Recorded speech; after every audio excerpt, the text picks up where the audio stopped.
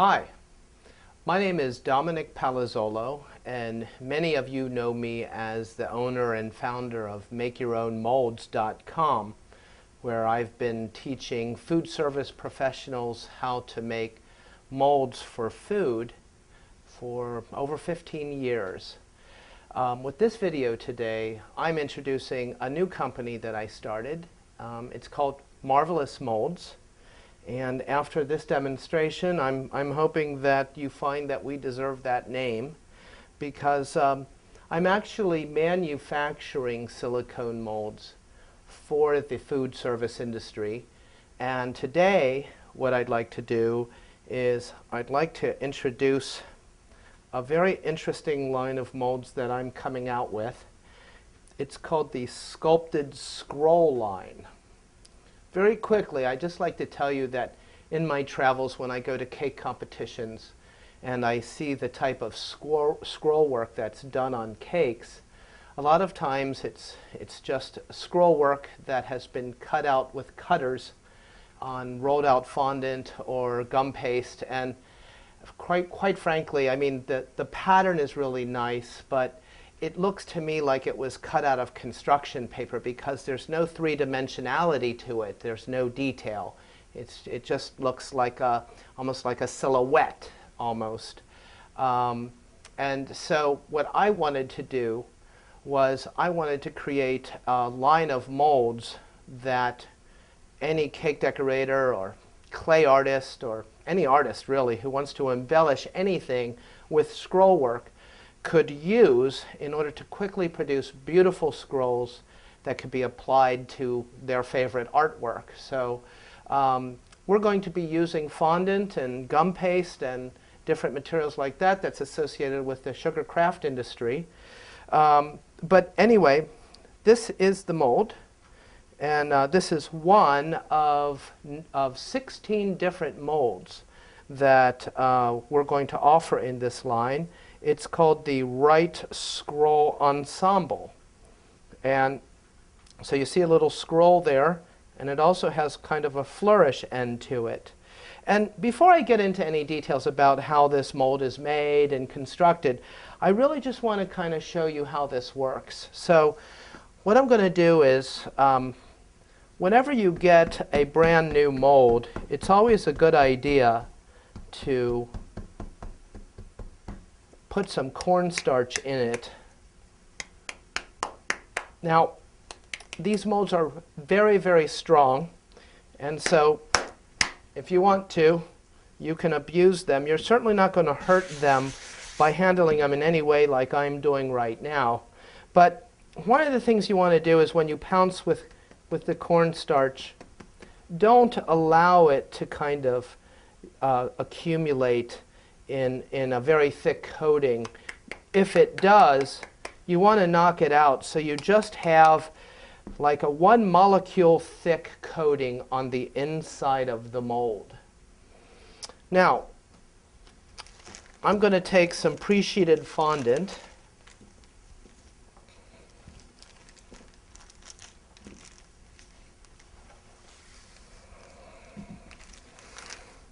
I'd like to tell you that I stiffened the fondant by working some powdered sugar into it. A lot of times, right out of the tub, the fondant can be a little too loose and a little too sticky for any mold. And so I stiffened it by adding some powdered sugar. Now, one of the nice things about my molds is that on the back side, you have a raised kind of little ridge that you can press down into the fondant. And what it'll do is it'll make a really nice impression. Now, that impression is a guide that you can use in order to cut that fondant that you need for this mold out. And that's what we did right now. Now, what I like to do is I like to just put a little cornstarch on the fondant itself, and then I'm going to put it down on this mold. Okay?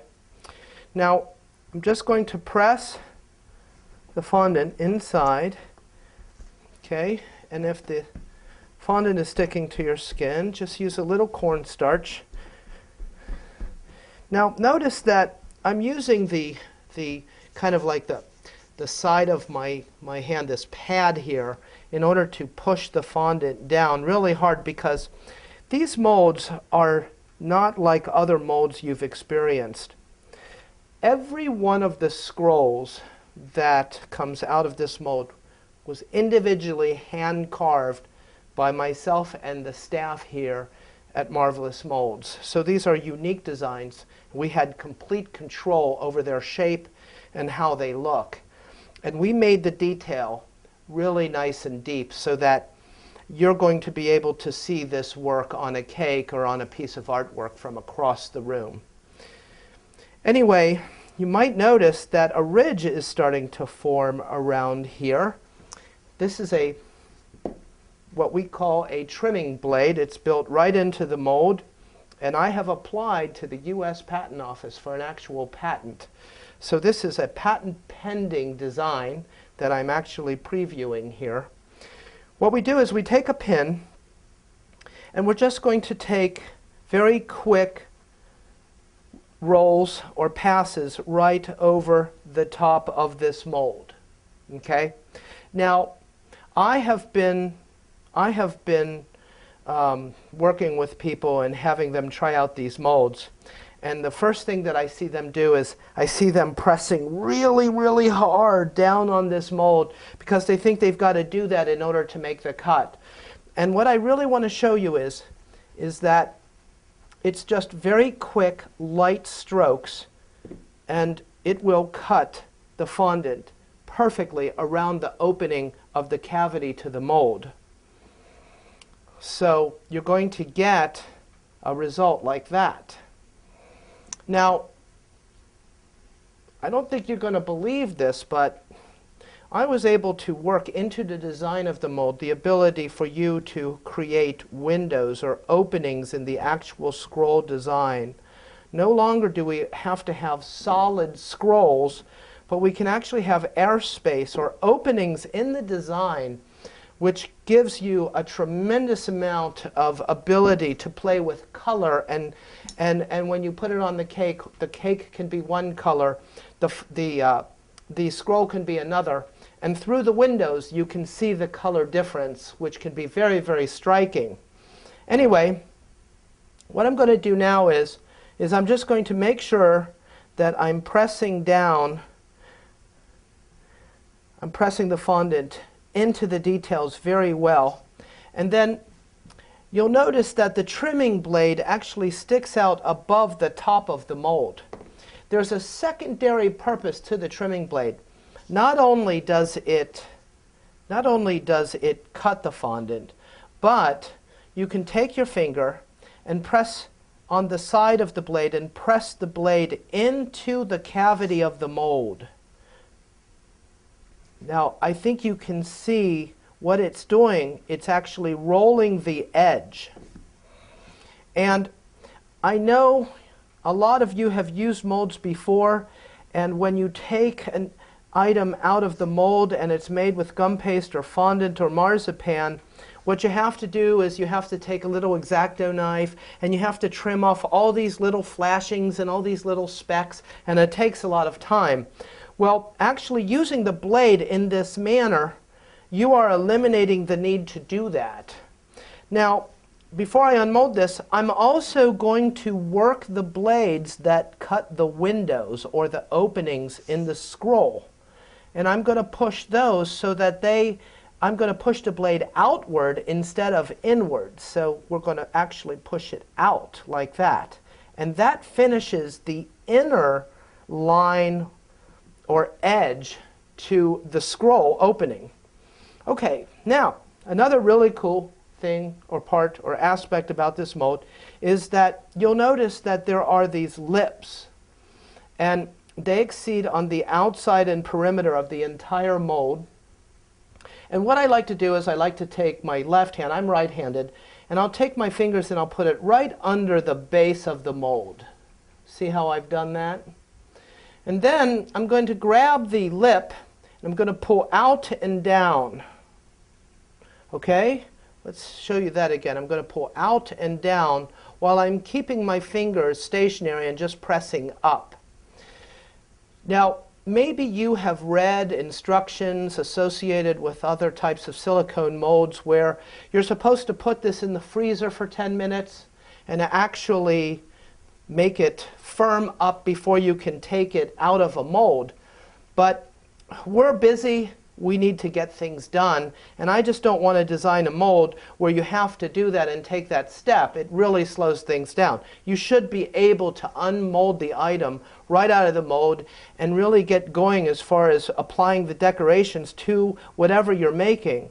So what I can do is I can just come around, and you can see that this piece is practically just begging to fall right out. And then what I'm going to do is I'm just going to turn it over, and I'm going to unmold it. And there is an example of one of our scrolls made out of white fondant. I'm going to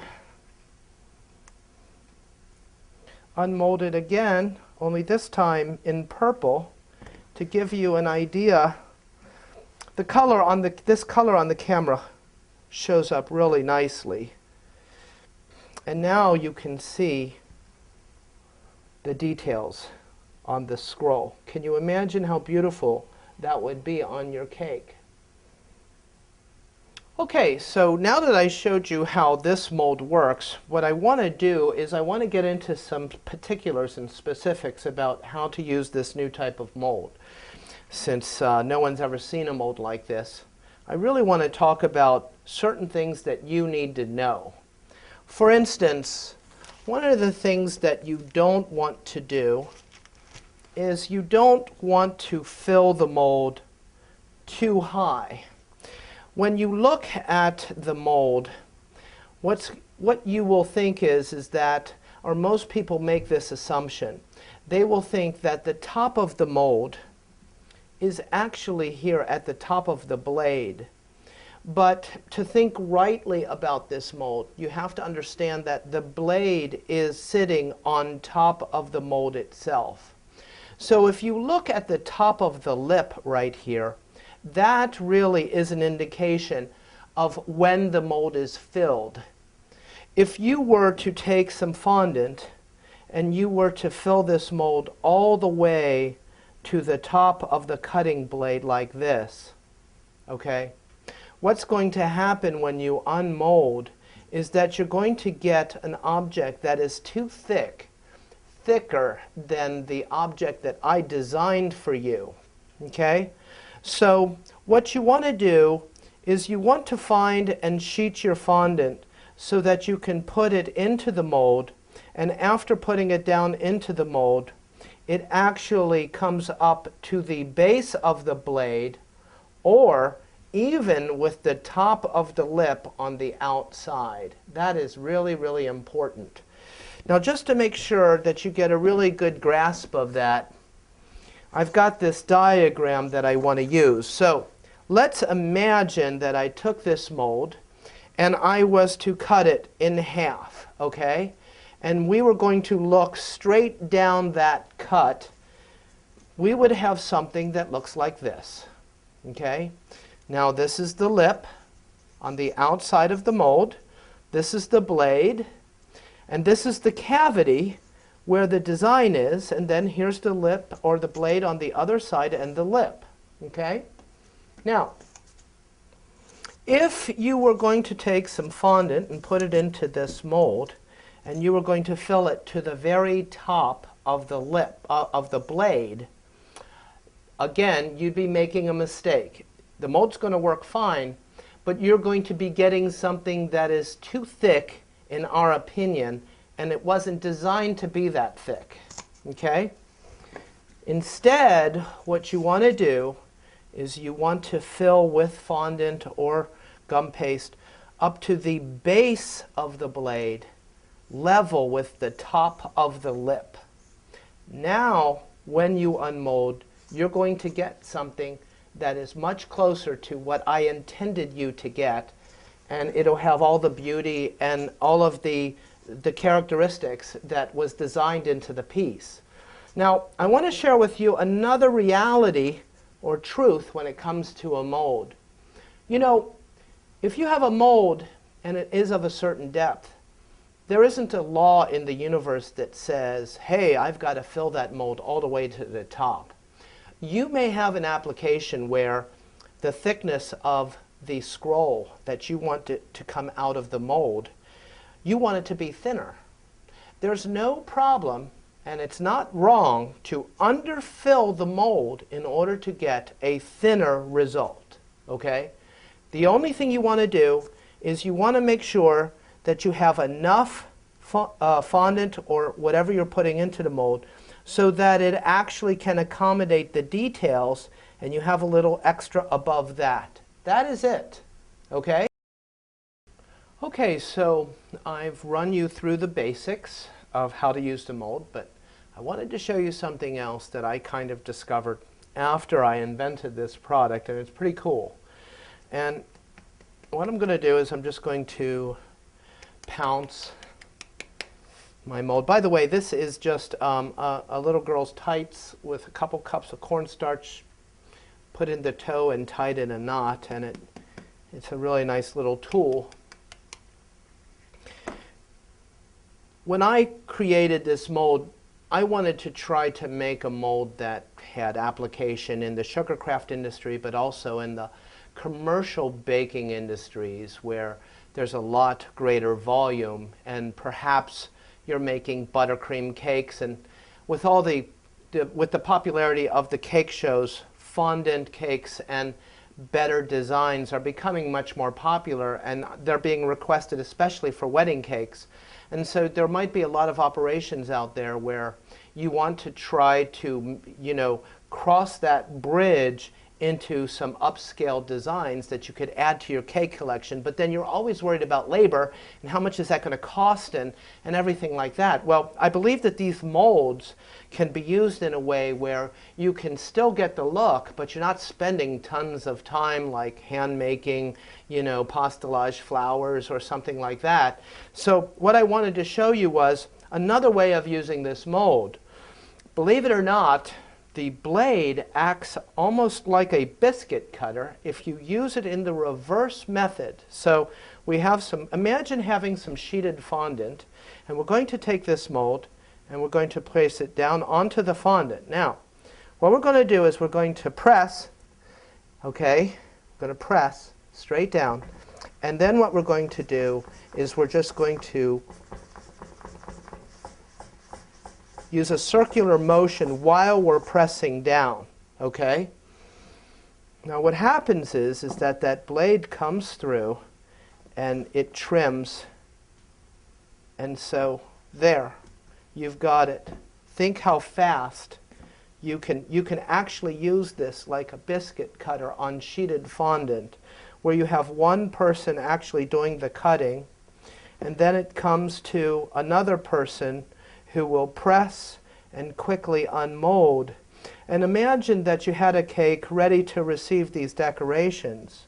Well, very, very quickly, you're creating these beautiful scrolls, and you can put them right on the cake with using one or two people.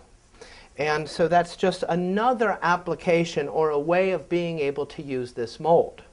Now, I wanted to show you this nice little piece. This is called a Flourish Essential. And I know that to you, compared to the first piece that I cut, maybe this isn't the most impressive piece, okay?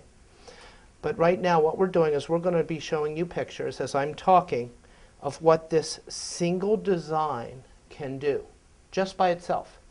Now there is a matching, this one right here is a left essential flourish, and there is a right essential flourish that goes with this if you want to. But let's just say that you've got a tight budget and you just wanted to buy this one mold, okay?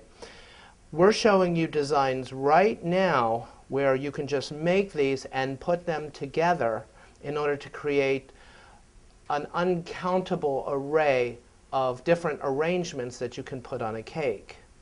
And at this point in time, what I wanted to tell you was all the different sculpted scroll designs were created so that they can be used interchangeably and with each other.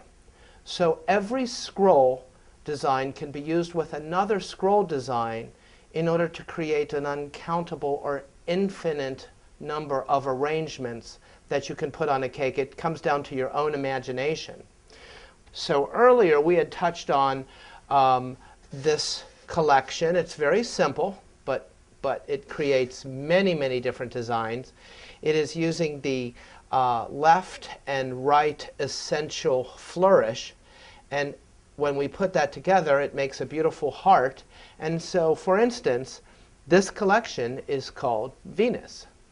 Now, if we take and add to that collection, if we take the right and left scroll ensemble, what happens is that we add to the sophistication of the arrangements that are possible. So, notice what happens now when we add the two ensembles to the essentials, the essential flourishes. Now, this is an example of Aphrodite. You would go to our website and actually see the Aphrodite collection, and then you can see all the different ways that you can use these 4 different molds to create borders and all kinds of really interesting embellishments. We have Mary Beth's cake here, which again I think is just beautiful. Would you like to take us on a tour? Sure. Okay. Let's start from the top. From the top, I used, I think, 6 different molds from the scroll series. The really cool thing about the scroll series is a lot of the pieces have lefts and rights, which are mirror images. So right here we have the left and the right. I believe this is a prime flourish. Is that what that one is? It is. And then I took the little essential flourishes, lefts and rights, and then the left and right. Those are prime scrolls. Prime swirls. I think those Scrolls. are prime swirls. Yes. Okay. And just created a nice centerpiece for this particular tier. Now, were you trying to get a tiara effect here? No, but I really like the way that it came up above the level of the cake, just to add a little bit more drama to the tier. But you know what? If that was done, basically, on a table, put over like a cake dummy of this size, and then it hardened with that turn in it, with that diameter. I mean, you could put it together and you would actually have a really nice tiara. Yeah, you could stick it on the top of your cake for Yeah. princess cakes, quinceañeras. Pour it in cakes. chocolate, pour it in isomalt, Yeah. and make some ornamentation. Anyway, I interrupted. Okay. I do that a lot. All right, so I don't know if you can see down here between the black tier and the green tier, there's actually an isomalt. I used the scroll border, and I poured isomalt into the mold. The mold is nice, and the lip edges give it taller, make it a deeper cavity. So you can pour chocolate and isomalt and other materials into the mold, and I created a tier separator. So you made it thicker so that it was going to be stronger and you can handle it, because isomalt, is very delicate. So the really cool thing about the scroll collection comes with 2 border molds. Can you get the border mold out that I used? That these 2 were designed so that their length are 2 pi.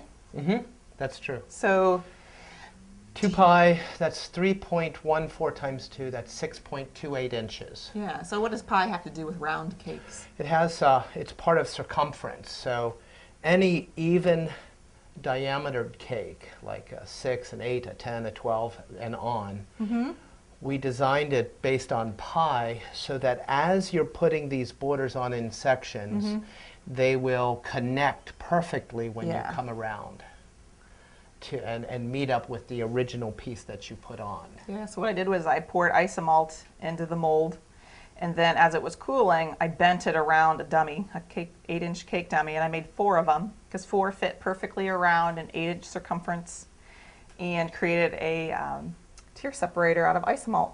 which ended up really, really cool. So you welded them together. Yeah, I used a kitchen torch, heated up the edge. My poor little children thought I was going to burn down the house, but I knew everything was safe. So I heated up the edge and then pushed the two isomalt pieces together after they had cooled and they'd formed their curve. Heated up the edge, pushed them together, and then I created a 8-inch round tier separator using this scroll border. Now, how old is this cake? This cake is probably about 3 weeks old now. So the isomalt tier separator that you see has reacted to the changing environments and humidities, and so it was crystal clear, wasn't it? Yep. Mm-hmm. Yeah. The whole weekend it was crystal I clear. think a lot of people would be surprised that, well, gee, I can pour isomalt into this mold, but you didn't get any feeling like you were, maxing out on the heat resistance of this mold. No. I mean, in actuality, I mean, the mold can resist temperatures up to over 400 degrees. Yeah, and the isomalt, when I was pouring, it was only about 300. And you figure when you bake a cake, that's 350. Right. So now, all these scroll molds, how do you like the shine on the inside? See the shine? Yeah. I mean, a lot of times you buy molds and they're dull on the inside. If you pour isomalt or chocolate and you want it to be shiny coming out of the mold, if it's not shiny on the inside, you're not going to get a gloss or a sheen. So did your isomalt come out shiny? yeah. Yeah. Yeah. That's Yeah. good. It was pretty glistening and crystal clear. So let's talk about the. So the bottom bottom. tier has the what is it, swirl centerpiece? Is that's what it's called? Yes. The swirl centerpiece Yes. that we just showed how to use. So what I did was I made several of these and just connected them end to end all the way around my bottom tier, and thought it made a really pretty design just using this one mold. And then in the back, would you like to turn it around, Don? I would. Okay. Oops. In the back, I showed how the mold, you can take pieces of the mold and make even more designs. So this is the fondant piece that we just unmolded a little bit ago. And what I did was you could take a needle tool or an X-Acto knife, and I just cut away a little bit and created a little centerpiece for the back of my mold, and it goes right with the design of the swirl centerpiece. Wow, so you made another scroll design out of a scroll design. I mean, that's pretty cool. Yeah, so the combinations are so unlimited. You know what? Go forever. I think that somebody will be confused, like, well, why didn't these fit seamlessly around? This is an even-sized cake, right? But see, this is a centerpiece, and this is a scroll mold. So it's the border mold on the top. what did I say? Scroll mold. It is a scroll mold. It is. It's a border. It's a border mold, and so the border molds are the ones that go around. But, like Mary Beth showed, you can use any of these scrolls and tie in if you have a little bit of excess space. I think that was very attractive. So you can make your own unique design using molds. Now, what happened during the competition? You entered as what? I entered as advanced. Yes. Tiered cake. And they recategorized you, didn't they? They recategorized me as professional. So I got bumped up to the professional division. Very good. Yeah. Cool. So I was very, very pleased and excited that my cake was considered in the professional the highest for this particular cake show. Should we reveal what's coming next in the future? No. Should we tell them what to look for in the future? Maybe we should turn it around. Yeah. Show them the front.